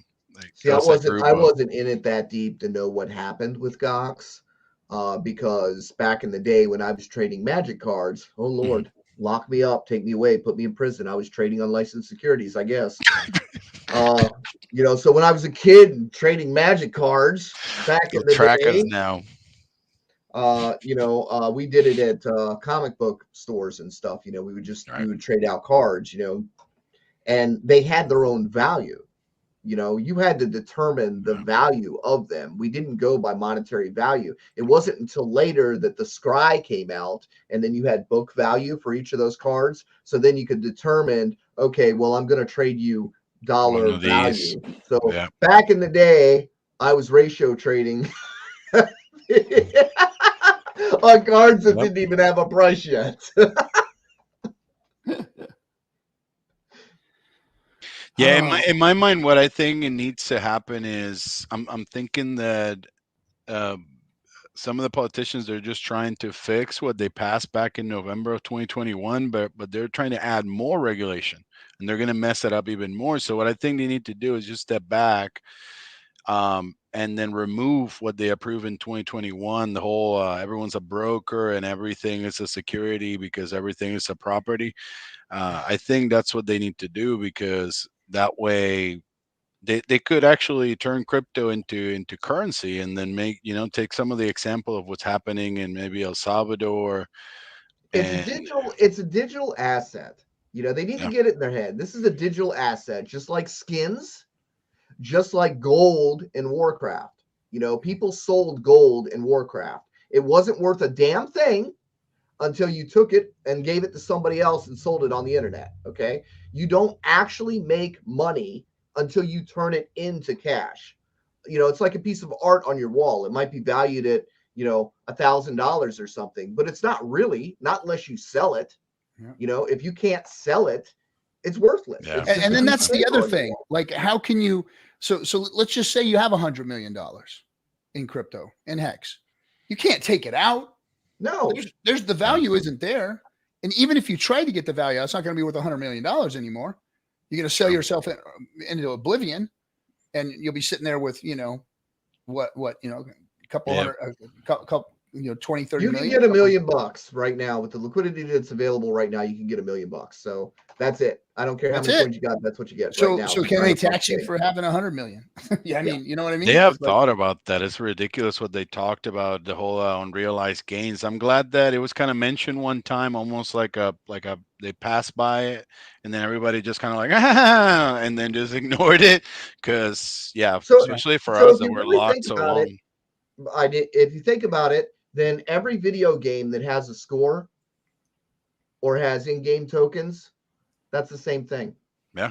It doesn't have value until you take it out. Now, name me a game that doesn't have a score or in-game currency. Because until you take it out of that game, if it doesn't have value, you can't value that. You can't give that an evaluation. Until it hits your bank account, it's nothing. It's fictional. You could lose your keys. How are you supposed to be taxed on something that somebody can just take? Right? Yep. Somebody else may have those keys too. So speculative gains are not real until they are realized. You can't be taxed for, there's luxury taxes like on expensive vehicles and stuff, but those things have a market, right? Cryptocurrency markets come down to availability. It comes down to people buying at that particular point in time. They might not be interested in that token. That token doesn't have value till you cash it out. Something that's happening in the legal world, where they're trying to change things for the better, and believe it or not, it's actually happening here in California, is that there is legislation that's wrote up that is ready to be put out there that is actually getting rid of the accredited investor title. And if that was to happen, then that would just forget Howie and everything else. It doesn't matter at that point, because you don't have to be an accredited investor. and that makes the whole thing null and void. Period. So if something like that was to pass and get national adoption, that would even be better. I think that's probably the best way to go. And then us that are in the DeFi reduce space, taxation of 0 or maybe like 1 point something on crypto, because it's just I think that they're thinking we need like 30, 40, whatever percent in crypto, to 15, whatever depending on brackets.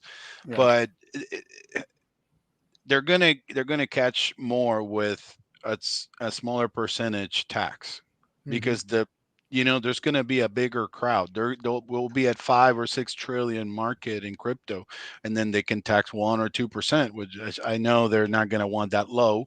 No. But I think that they should incentivize everyone to just let's all get wrecked. You know what I mean? You want to fix the economy? Let's go and try to like fix it that way, because we kind of got a taste of what we did at $3 trillion market, right? And obviously, not everyone got whatever, not everyone got all the thousands of X's or millions of dollars or whatnot. Yeah. Right. But then some of us might have done something, and then there'll be more chances for people to, I don't know. I think that it'll incentivize the economy. I think if more people have more money, instead of just giving people the money like they were doing, just incentivize them to at least, not just put it under the mattress to get, diluted to inflation. So at least they might get wrecked, but then they have a chance to multiply, or at least get some yield or something. It's like you guys were talking earlier about yield. See, when I found Hex, that was the thing, was I was looking for a place to put excess cash, because it didn't make sense for me to sit on dormant capital. If your money's not earning you something, then I need to be buying another product that I can immediately resell and make more money with it. It doesn't make any sense to just leave it in the bank, because you're not earning anything. And so we know what just happened. You lost the value. I was looking for a mechanism where I could store value and earn yield, and that's what I found, and it works. Exactly. And it doesn't really matter what level you get in. If this is money that you're sending to your future self and you're earning yield on it, as long as it has some value, you're making money.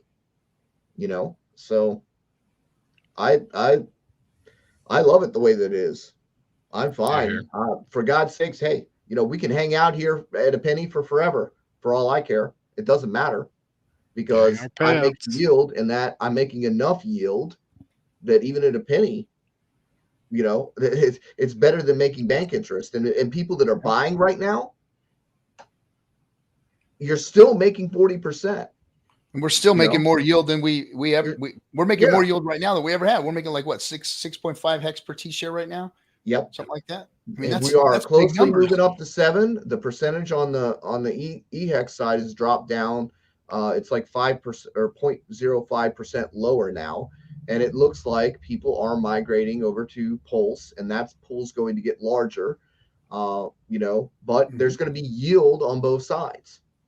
You may get less coins on one side that may be worth more, and you may get more coins that are worth less on the other side. But whatever, it's got all these different self-balancing mechanisms, and there are also different variables such as farms or, somebody coming in and buying fat finger and buying one side or the other. These things can, move. And it's funny because it's like, people are like, well, Johnny, you said it could move. You said it could move.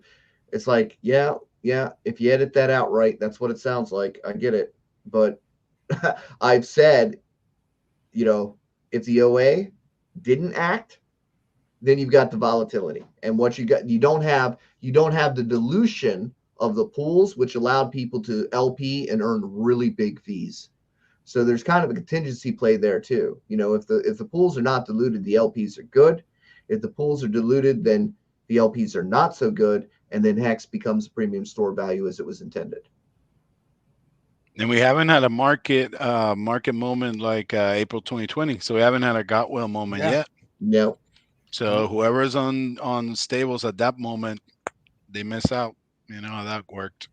And another thing we need to dispel is the fear, right? So like I hate it when people go, well, well, this company's got 800 million hex. Everybody panic, run for cover.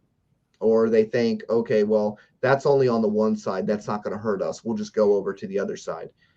That theory that you can just go over to the other side and be safe, that's like putting up a cardboard box and ducking your head under it and sitting next to your house going, ha ha, it'll take the house, but it won't take me in my cardboard box. That's exactly what that is. And it's the lamest, most bullshit thing I've ever heard in my entire life.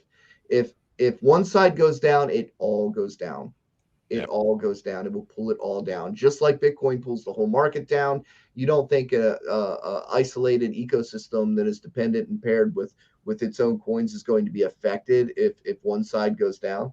Of course it will. But and comparing 2 months to almost 4 years too. So that's another thing. I know that a lot of people are saying short term. Everyone's kind of saying like Hex on Pulse is doing this and that. That's awesome. Shiny object, man. Yeah, exactly.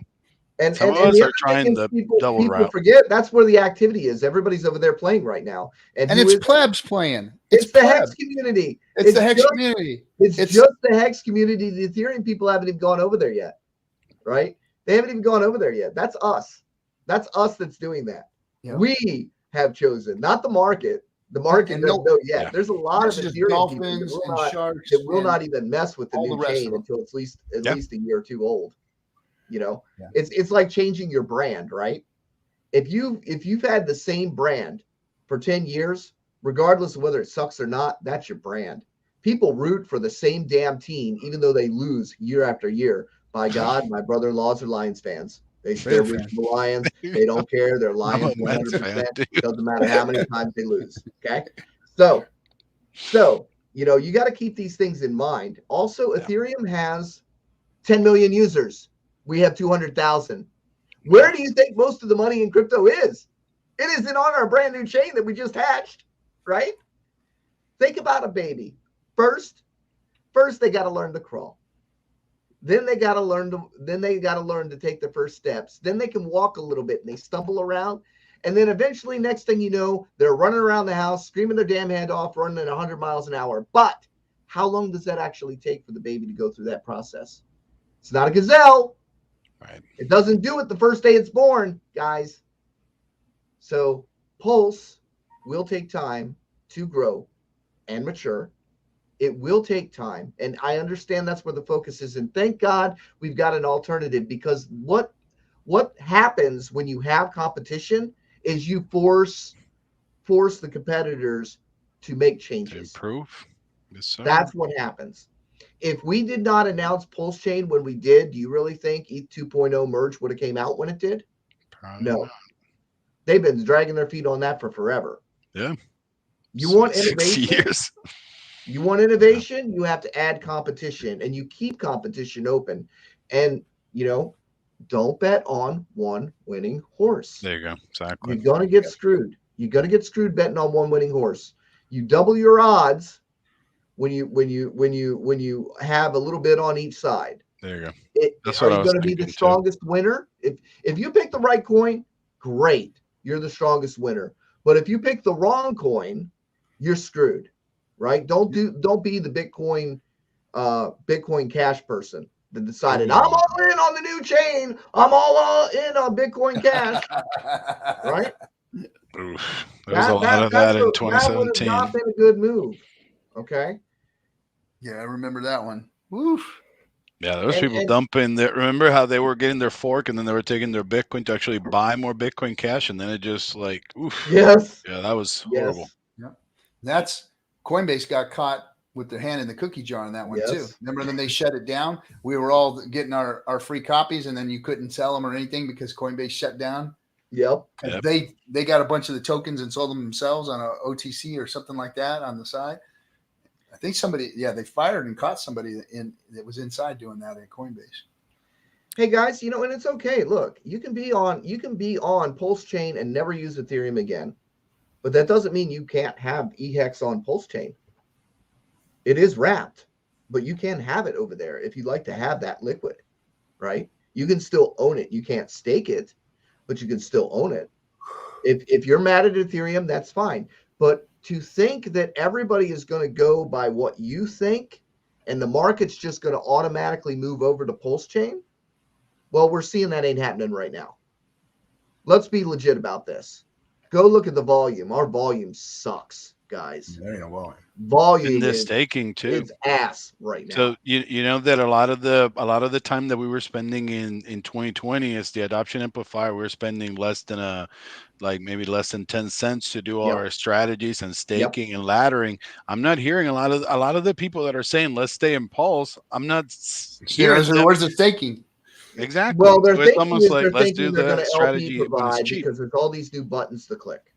Yeah, because nobody's been teaching people what the real GOAT is, which is the T-share, which is going out and getting your T-shares right now at the price they're at. And hey, there's a serious bargain on them on Ethereum too. You go over there, you want to get some cheap T-shares? What, like $220 for a T-share? $220 for a T-share. And it's almost $500 on Pulse right now for the same T-share. Yep. And you're getting the yield. And it doesn't matter the price right now. You're getting the yield. Points. The same yield. The 6.5 per T-share you're getting today on that T-share. And the price, believe me, trust me, is going to change when your 5-year stake comes out. Your 10-year stake comes out. Hex on ETH ain't going nowhere.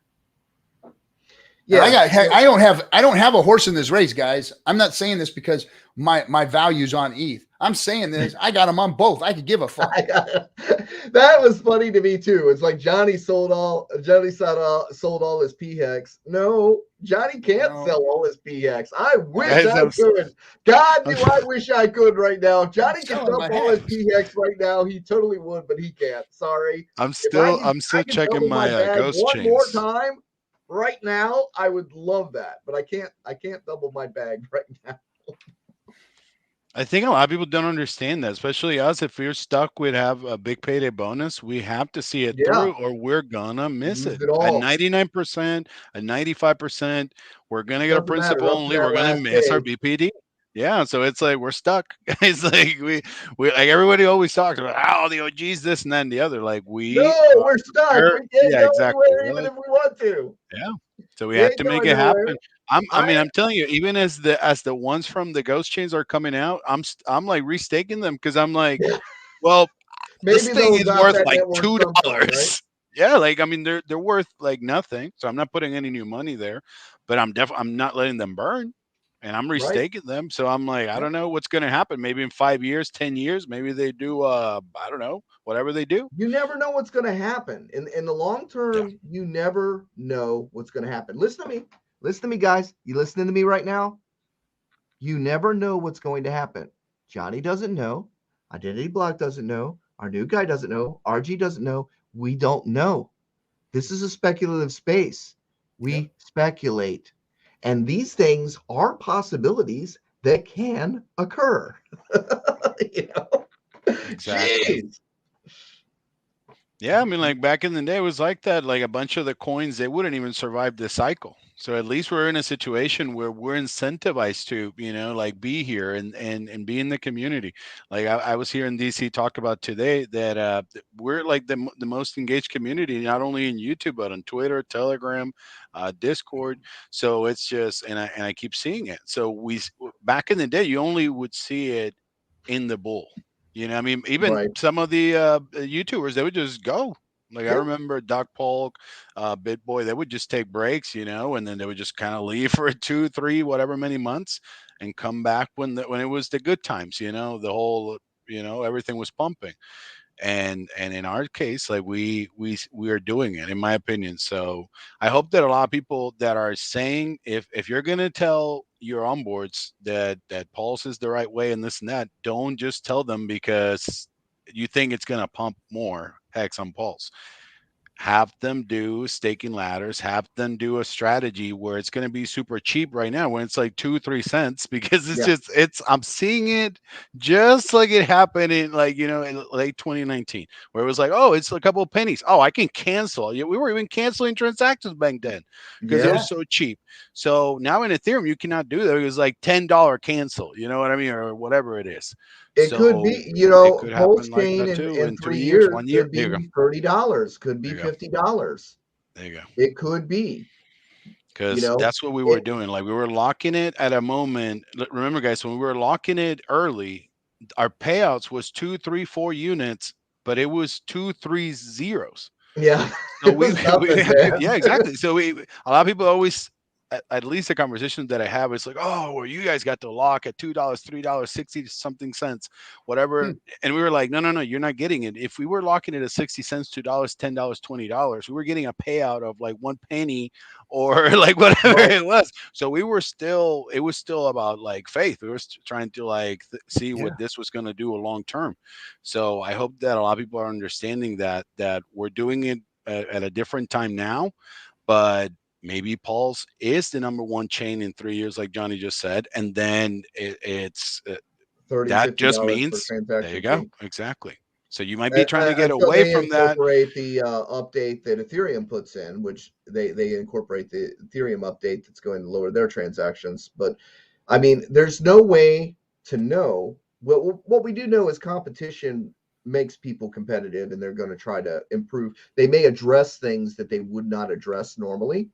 Because look, if you're the only game in town, you can charge whatever the hell you want. But when there's competition, then you have to make adjustments in order to maintain your customer base and grow it. It's nice to be the first mover. It's nice to be the blue chip. And Ethereum is the blue chip of smart contracts. It is. Like it or not, it has been the only thing that has really stood up, and all these other attempts have failed. So most people's experience with layer 2s or other layer 1s has been epic failure. Where are you going to go? Epic Solana, failure. right? You're still shut down every month.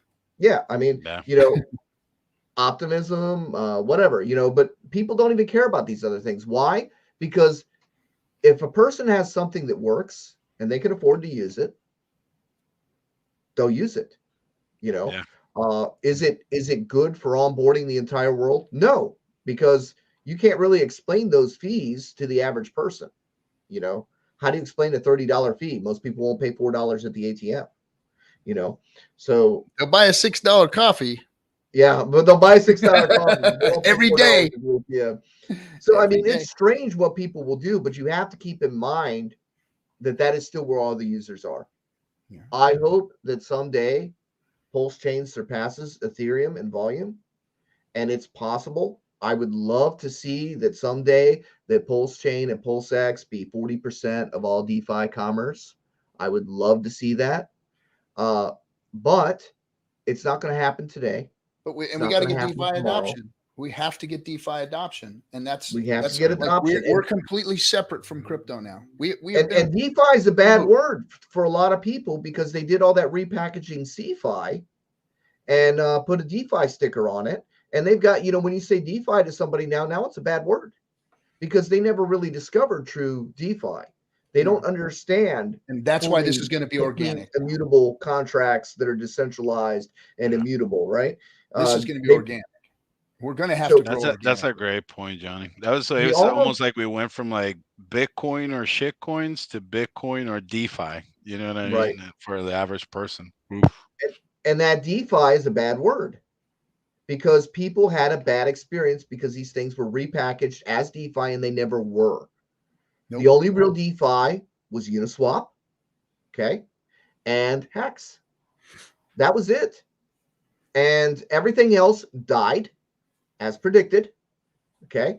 And then now we're trying to struggle with telling people, well, we're real DeFi. And they're like, oh, no, we heard about that DeFi stuff. Don't tell us DeFi. It's almost like you need another term. You almost need another term at this point because they stole that term DeFi and bastardized the living shit out of it to where when you say DeFi to somebody, they're automatically going, yeah, okay, because they don't understand what real DeFi is. They still think that Hex is they never had it. See, that's what makes Hex that's why that's what makes everybody identify as Hex as a scam because it wasn't like the other shit that actually was a scam. Wow, that's true. That's the problem. They were the fake DeFi. We were the real DeFi. They called us a scam, and we were the real DeFi. Yeah. Well, and we're still here. So that's the thing. We're still here. We're growing. It's getting better.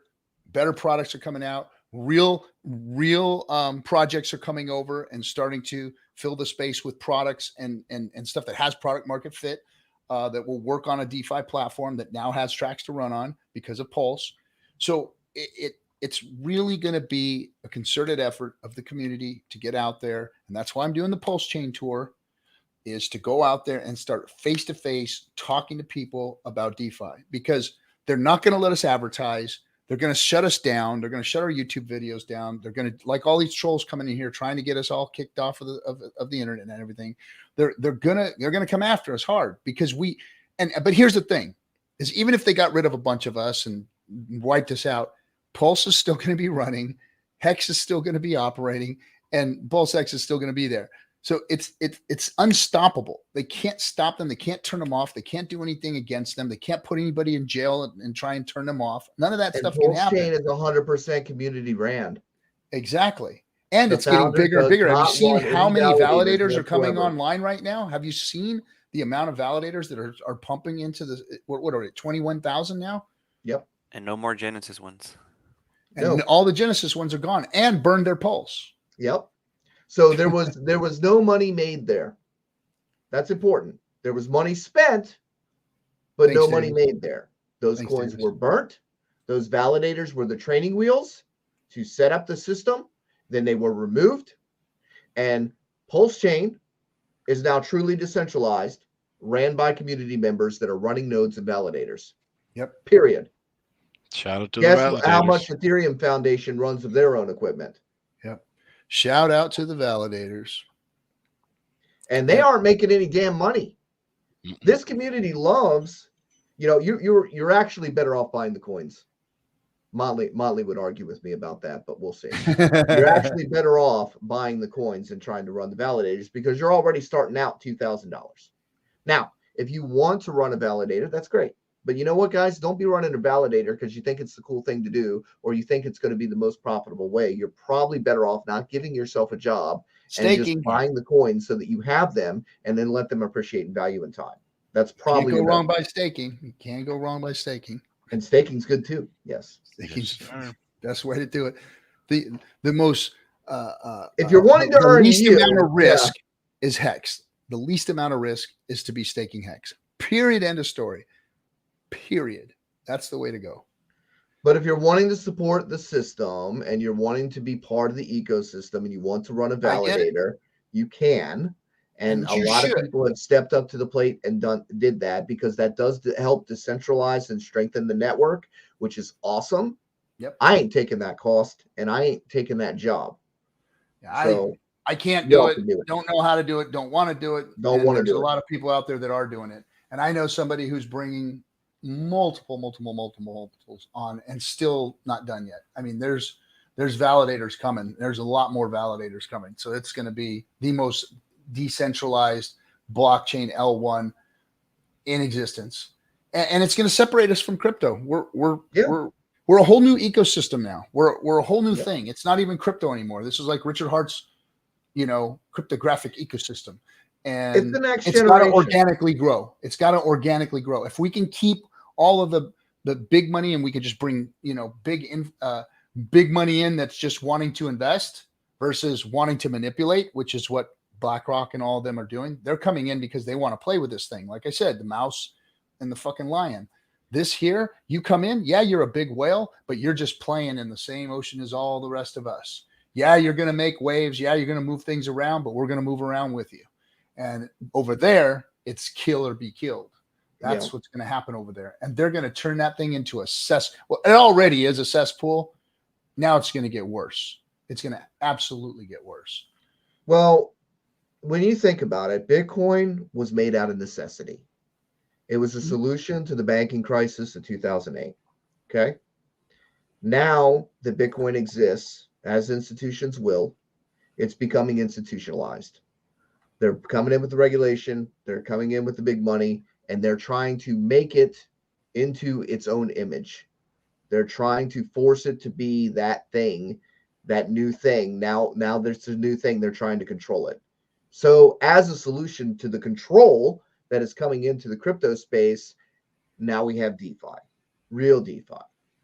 And that's what Hex is. That's what PulseX is. That's what that system is the solution to basically the institutionalization of the current crypto system.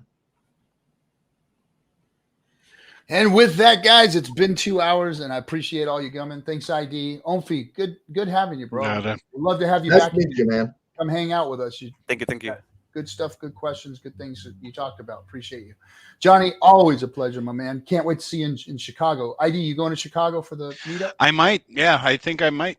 Oh, cool. I was going to try to go today to Colorado, but I'm going to go to Chicago in a couple of weeks. Yeah, Colorado this weekend, guys. Tomorrow, I won't be there. I'm going out and unplugging, throwing the phone in the trash. Everybody's just me on a retreat on the beach, and I'm going to unplug for a little bit and try to see if I can get my nerves and everything back together. And then I will see all of you out of Chicago. Don't forget, go to PulseChainTour.com. Go get your VIP tickets. Come hang out with us. Talk about your bags. Talk about your strategies, all that. That's what's going on back there. When it's face-to-face, person-to-person, we can all have a good time talking about that stuff and eating dinner and all that. So if you go to PulseChainTour.com, you can go get your tickets there. Plus, it helps Kaylin, who's our manager of the whole thing, figure out how many tickets and how big the dinner needs to be and all that good stuff. So get on there and get your tickets early. We do get people that show up at the door, but it's nicer to get the tickets done early so we know how big. Thank your super chats. You got a couple super chats here. Did I get some super chats? Let me see. Yeah. Davis. Thanks, Davis, for the $19.99. Appreciate you, man. What was there another one in there? Dylan and Dylan Hextorian. He said, "Oh, okay, you." Yeah, I think I already had Dylan. And then Crypto Wash. I think I got him too. Says tokens of appreciation. Thanks, guys, for taking time for your families to educate us about the Richard Art ecosystem. And thank you for watching, my friend. Oh, the highest of stakes premiere. Real quick, I'll give you guys an update. On the 11th, I am going to be streaming from my retreat on the ocean, and I will be playing the trailer and talking to you guys about what might be coming right there. I want to retreat on the ocean, but I'm staked on both chains. I'm staked too on both chains. Likewise, I took profits at the top and took care of myself. So bastard, got to retire. Thank you, everybody, for coming. We appreciate you. I will be gone all next week. I should be there Friday, but for sure on the 11th, I will be helping to premiere the new highest of stakes sizzle reel, or the official trailer, actually. And we'll be talking about some cool stuff that's going to be happening. Can't wait for that. We'll see you guys then. Thanks, everybody. Take care. And don't be a pleb. Be nice to each other. Go help each other out. Support one another. We got to grow this thing organically. And if we're going to fill up stadiums and bring people to DeFi, we've got to get together on this. So we'll see you all soon.